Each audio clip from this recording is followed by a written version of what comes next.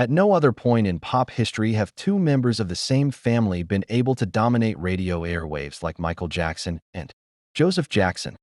Although they shared the same face, last name, and competed within the pop music scene, both were able to carve musical legacies that were very much independent of each other, despite constant comparisons.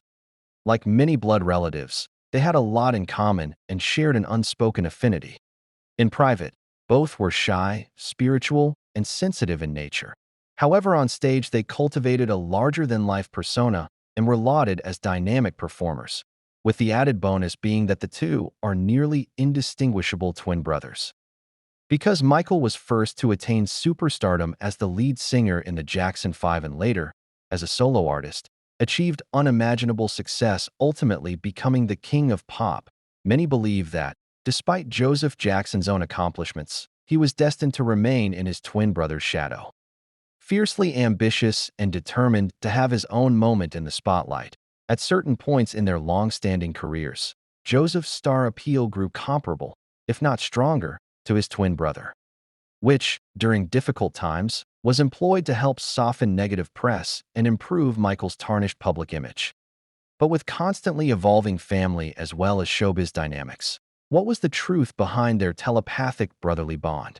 How much of a threat did Michael find his twin brother when he started climbing the charts? And did Joseph ever resent Michael for the relentless media circus and scandal that overshadowed him and the Jackson family? Did their common experience bring them closer together? Or did fame, success, and competition drive them apart? Born on August 29, 1958, in Gary, Indiana, Joseph Jonah Jackson was the eighth of 10 children born into the Jackson family. During his early childhood, his brothers were performing together as the Jackson 5 and experienced their ordinary life, just like his older siblings. At 6 years old, Joseph watched as his beloved brothers were whisked off to perform at clubs or talent competitions across the country and developing careers in show business. Having signed a contract with Motown Records in 1969, his brothers would go on to rule the charts as the Jackson 5, and as a result, Joseph grew up in the privileges that fame and fortune provided the rest of the family. However, with success also came sacrifice, as his brothers' hectic schedule meant that they were often away from the family home, whether on promotional tours or performing around the world. But nonetheless, Joseph adored his often elusive brothers, as some of his childhood memories were seeing them perform to thousands backstage, as well as watching them at Motown's recording studio in Detroit or signing fans' autographs after a show. Joseph has often described himself being lost in a bubble when he was a child, as he either remained at home with his mother Catherine and his 4 other siblings while his father Joe Jackson and his brothers were away, or he was forced to come with them when they were on the road, but just to watch instead, because he was not made a member of the group. This back-and-forth upbringing affected the young Joseph, even more so as most of this early show business road trips would involve him watching as the Jackson 5 performed in strip clubs and seedy bars, as Joe would allow 9-year-old Michael and Joseph to watch from the wings of the stage as male audience members whistled at women who stripped until they were nude, which discomforted the young boys greatly. At the same time, Joseph and his family had greatly more damaging experiences at home concerning Joe and his short fuse. "We didn't know what mood he was bringing home," said Joseph.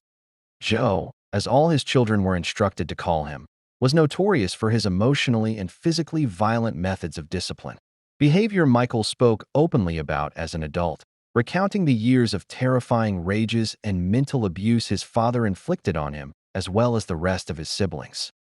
By all accounts, being Michael's twin meant Joseph endured the beatings he and his 8 other siblings were subjected to, remembering once as a little boy being struck as he was getting out of the bath. Just like Michael, Joe Jackson's intimidating demeanor and continued physical threats was an inescapable presence throughout Joseph's childhood. During his childhood, Joseph grew up to be an affectionate introvert as he resonated more with his older sisters, and in particular Rebbe. Joseph always looked up to Rebbe, and whenever he was home, they would spend a lot of time together. He naturally had a connection with his brothers, especially Michael, said to be the most synergistic. Both were inherently shy, sensitive, and bonded over their love of animals, with Joseph developing a particular fondness for mice. As a child, Joseph also had an incredible musical ear, harboring the talents of becoming a musician. While not a classically trained musician, he demonstrated the ability to play a variety of instruments including keyboards, guitar, drums, and percussion. While known later in life for proficiently playing the piano on a professional level, in his earlier years, Joseph would use them to compose and arrange songs, often singing different parts to further create the tracks.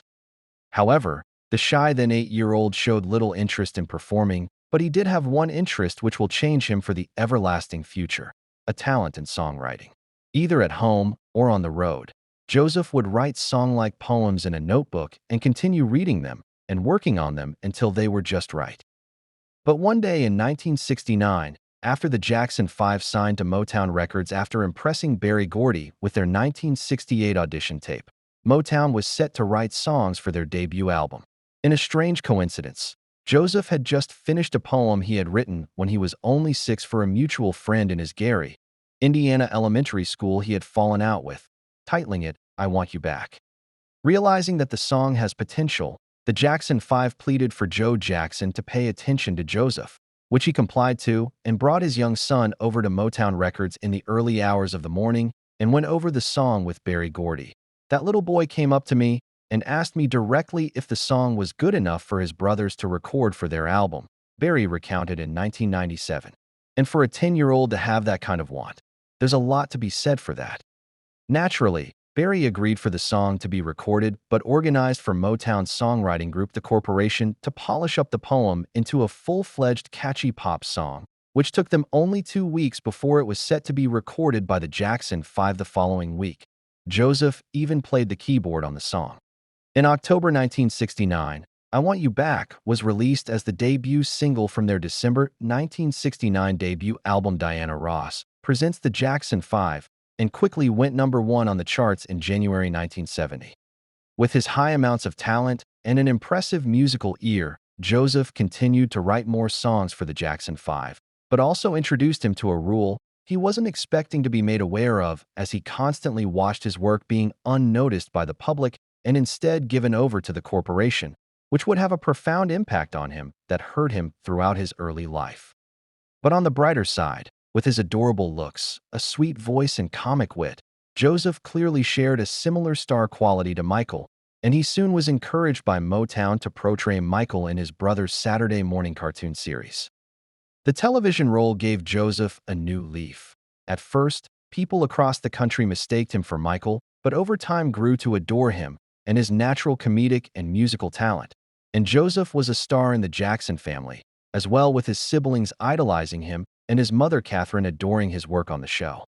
Having a part in a hit TV show as well as being the brother to the country's most popular boy band might sound like every child's dream, but the reality was very different for Joseph. Growing up in the spotlight brought a huge amount of attention, good and bad, as children would often befriend Joseph, but only because he had Michael's face and voice, while others would resent his fledgling career in show business and question his talents, asserting his physical appearance had everything to do with it. Just like Michael, Joseph found it difficult to find genuine friends and learnt to inherently distrust others and their motivations.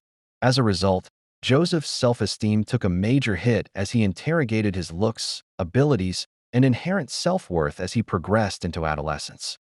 As an adult, it has been well documented that Michael mourned the loss of his childhood due to his early ascent into superstardom. Although fame and fortune gave Michael the opportunity to be celebrated for his talents, travel the world, and meet his idols, it also overwhelmed him with great sadness as he grieved the loss of his childhood innocence. Similarly, Joseph oftentimes resented the career that was forced upon him at such an early age. Quote, "I shouldn't really complain about it, because I love to perform for people across different parts of the world, but I still did lose my childhood, and I do think kids should be kids because it wasn't something I said I definitely wanted to go into. It was something that just kind of happened, but I am grateful that it did happen to me." After a few months into his role on the Jackson 5 cartoon series, a teenage Joseph Jackson went on to appear on another popular sitcom, Meet the Robinsons, as his role of the clumsy, excitable Jack Robinson, with his charming personality and cherubic smile, enchanted fans and endeared him to the public. But this proved to be overwhelming for the then 13-year-old Joseph Jackson. Even though the show garnered him success across its 9-year run from January 1972 to November 1981. I would film an episode. Then I went to write for my brothers or other people and come back to film some more. When they would go on tour again, and I needed to be there, I'd say, "I'm leaving, but I'll be back." But the tour would last over 8 months, said Jackson in a 2003 interview. I never associated with my castmates at all. I would not talk to any of them. I would get so embarrassed being around them. I would talk a little bit, but not for too long. I would also run inside my trailer after my scenes were over and cry until I would end up falling asleep. It was so hard for me to make friends on that set. I just felt so alone to the point that whenever I would try to talk to any of them, I would become this chicken. Adolescence for Joseph proved to be a rough and emotionally torturous ordeal, as he recounts that people would joke about his looks or ignore him altogether if he was at a party because nobody could recognize him since he was more older. Jackson would go on to say how his own father Joe said to him over and over that he looked ugly or too dark as he grew older. In addition to his father's harsh wordings, Jackson also stated how he felt as if people only gave him a small dose of respect simply because he heavily resembled Michael from head to toe.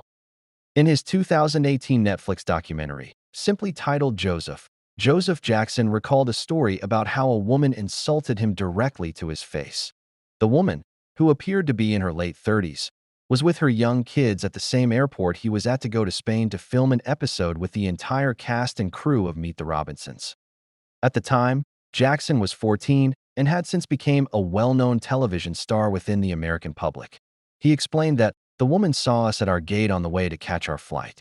She was very excited to see everyone except me. He would go on to say how she began looking for little Joseph, only to pull a disgusted face when she saw the 14-year-old Joseph, while wondering what had happened to him before looking away with her children, which understandably broke Joseph's heart and deeply embarrassed him. Joseph's bond with Michael remained close during this time, sharing responsibilities in the care of their growing menagerie of exotic pets, or making night phone calls to each other when they were far away from each other. When they were together while the Jackson 5 were touring, they would indulge themselves with sugary snacks and their shared favorite junk food, Kentucky Fried Chicken, play water balloon pranks on tour staff, or have pillow fights with their brothers in their hotel room. Joseph and Michael often have described each other as very sweet, intelligent people with devious sense of humors. As they would often spend most of their time together in the house, Joseph would still be roped and responsible for some of the Jackson 5's last musical projects with Motown Records while still filming seasons 4 Meet the Robinsons at the same time, including co-writing and backing vocals for their 1974 hit Dancing Machine, as well as co-writing and playing keys on Michael's Ben, Music and Me and One Day in Your Life records for Motown. Noticing the success Joseph was able to attain as an actor, as well as his son's move to CBS's Epic Records, it was at this time that Joe Jackson became more aware and decided for him to become an official member of the Jackson 5, who were going by the name The Jacksons, alongside his bongo-playing younger brother Randy Jackson after Jermaine Jackson left to pursue a solo career at Motown. He quickly became a recognized member of the group, surprising audiences with his wide range of musical talents and songwriting, vocal abilities, and epic dance moves which heavily complemented Michael's, as they were directly the same, as well as being accomplished in many instruments. While at Epic, the Jacksons began writing and producing themselves, and on the first 3 albums, Joseph wrote and produced 15 songs. But Joseph had very mixed feelings about this long-awaited decision made by his father. Quote, "This was seen as this revolutionary thing for my brothers because they saw me going from this he songwriter to being a real part of the group. But for me, it was sort of 2 sides of the sword. One hand, this was absolutely amazing and a huge opportunity for me to actually get to be a part of the work process as a unit rather than 5 guys and 1 helper and bond with them more. However, this was kind of bittersweet because I went from being kind of ignored to only being recognized because of fame and fortune." At the age of 18, already a prolific songwriter, Joseph co-wrote and entirely on his own over 33 of the Jacksons' most successful singles on Epic and going on promotional tours and concerts with them in the process. And even though it took the public and his father's several years to notice him aside from his brothers, Joseph sent a clear signal to the world and the rest of the family that him was no longer the background kid and was in charge of his own life. His brother's tremendous solo success taught him that it was very possible to break away and to thrive on his own and create a name for himself, but having always resided in the shadows of his showbiz brothers, without any righteous musical successes in his own right. This was now the time for Joseph to slowly take his rightful firm position in the limelight, and sooner or later, he would come out with a bang.